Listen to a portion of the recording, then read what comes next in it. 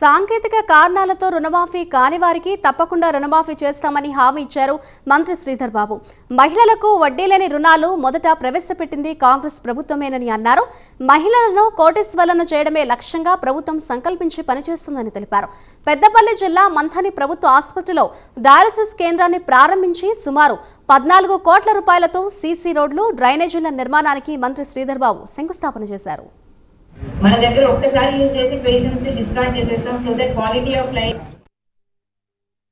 ఆందోళన మోడర్లపై పేరు కూడా అభివృద్ధి సంక్షేమానికి నిర్వచనాన్ని ఇచ్చే ప్రయత్నం చేసే దృక్పథంతో కౌన్సిలర్లు అందరూ కూడా మాతోని ప్రయాణం చేస్తామని ముందుకొచ్చారు.